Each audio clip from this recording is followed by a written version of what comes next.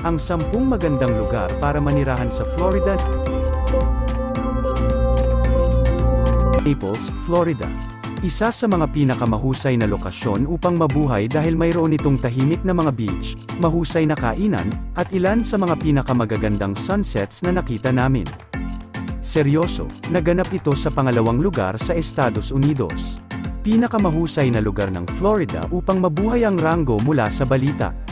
Ang kalapitan ng Naples sa Tampa at Miami, na ginagawang simple upang maglakbay papunta at mula sa mga pangunahing lungsod ng estado, ay isa sa pinakamalaking pakinabang ng lungsod, kasama sa mga pagpipilian sa pamumuhay ang iba't ibang mga gated na komunidad, mataas na kondo, at mga komunidad ng golf club sa hilaga ng Old Naples. Ang isa pang tanyag na lugar na mabubuhay ay ang Marco Island, na halos 30 minuto din ang layo.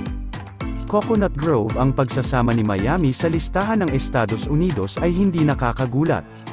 Pinakamahusay na lugar ng Florida na mabuhay ayon sa News at World Report.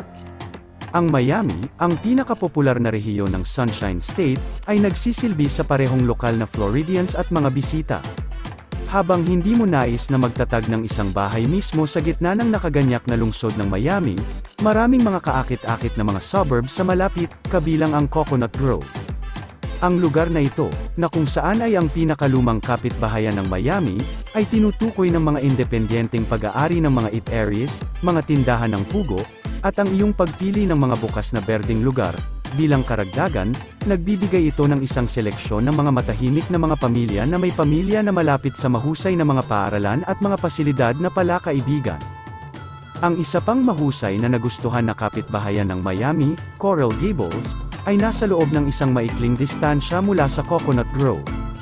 Tumatanggap ang rehiyon na ito ng isang rating ng dagdag mula sa Niche.com, isang website na sinusuri ang mga paaralan at kapitbahayan ng Amerika, at naranggo bilang pangalawang pinakamahusay na lokasyon upang manirahan sa Greater Miami. Ang mga magagandang mansyon at hindi mapagpanggap na mga gusali sa apartment ay maaari ring pagpipilian sa pabahay. Maaari kang pumili mula sa mga upscale na mall, hip panlabas na hangout na may mga maluwang na parke at mga kainan sa pamilya. Malapit din ang University of Miami. Ang isa sa mga hindi pinapahalagahan na mga rehiyon ng Florida ay ang lugar ng Tampa Bay Metro. Ang mga magagandang beach, bahagyang mas mababang temperatura, natitirang mga pagpipilian sa kainan, mga museo ng sining, at isang kayamanan ng mga pagkakataon ay narito lahat. Kabilang sa nangungunang 50 mga lokasyon upang manirahan sa bansa ayon sa US. Maraming nangyayari dito, pati na rin ang pang-6 na pinakaligtas na lokasyon at ang ika-15 pinakamabilis na pagpapalawak ng lokasyon. Ang ilan sa mga pinakamagandang lugar upang manirahan ay kinabibilangan ng Hyde Park, Harbor Island, Davis Islands, West Shore, at Beach Park, na may iba't ibang mga pagpipilian sa pabahay kabilang ang katamtaman ng mga pamilyang single pamilya, high-rises, at kahit ilang mga higanteng estates. Palm Beach. Ang Palm Beach, na halos 1 oras na biyahe mula sa gitna ng Miami, ay nag-aalok ng kaunting mabagal na tulan ng buhay sa lahat ng mga pakinabang ng pagiging malapit sa metropolis. Ang isang 60,000 square foot na estasyon ng Brightline na malapit na dadalhin ka ng direkta sa Fort Lauderdale o Miami na walang mga problema sa trapiko o paradahan ay nakakatulong din. Kaya marahil ay dapat itong hindi sorpresa na ang Grandview Heights, Highland Beach, at Boca Raton ay 3 sa mga pinakamahusay na lugar na nakatira sa county ng isinasaalang-alang ng Niche.com. Ang kalidad ng lokal na paaralan, mga rate ng krimen, mga kalakaran sa pabahay, istatistika ng trabaho, at malapit sa mga amenities.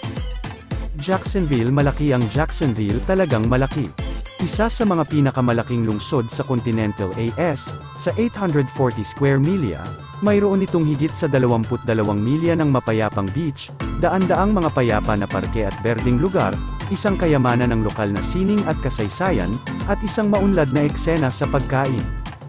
Hindi gaanong nakakagulat na ang rango ng ika-13 sa pagiging karapat-dapat sa 150 na pinakapopular na mga lugar ng metro sa Estados Unidos at bilang 24 sa mga pinakamahusay na lugar ng Florida na manirahan.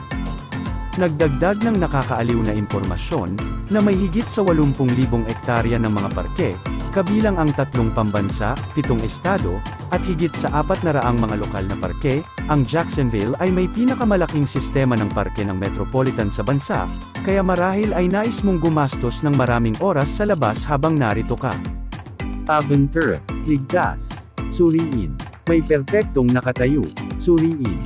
Isang mahusay na halaga, at isang matalinong pamumuhunan.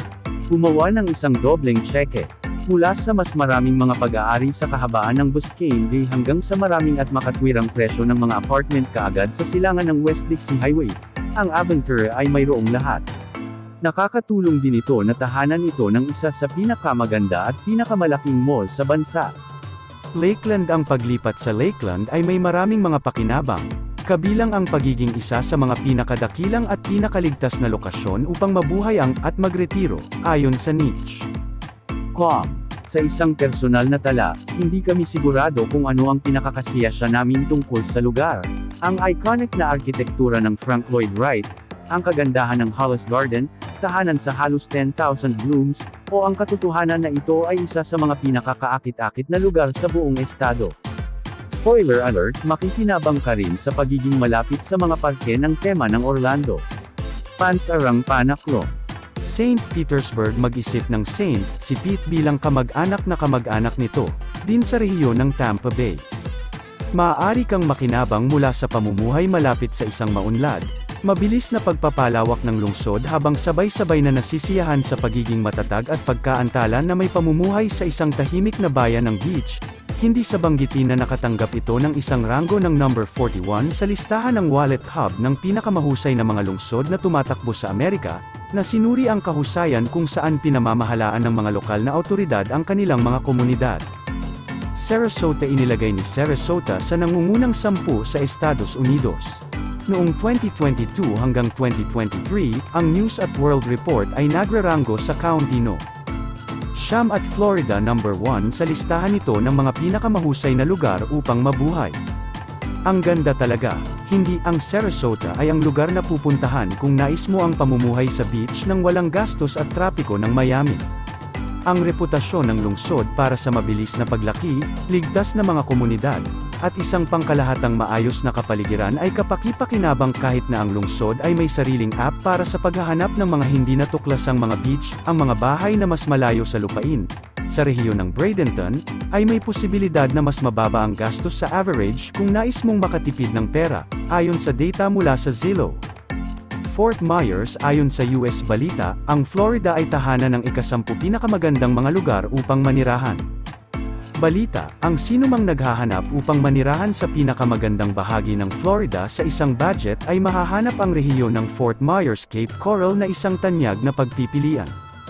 Kung ang pamumuhay sa tabing dagat ay iyong pangarap, huwag nang tumingin ng higit pa kaysa sa Cape Coral, na nakaupo sa timog ng Sarasota kasama ang Gulf Coast at may 400 milya ng mga kanal sa sarili nito, maraming mga lokasyon upang pumunta boating o pangingisda, ngunit magkaroon ng kamalayan na ang mga kalsada ay makakakuha ng bahagyang mas masikip sa taglamig habang ang mga snowbird ay lumipat upang samantalahin ang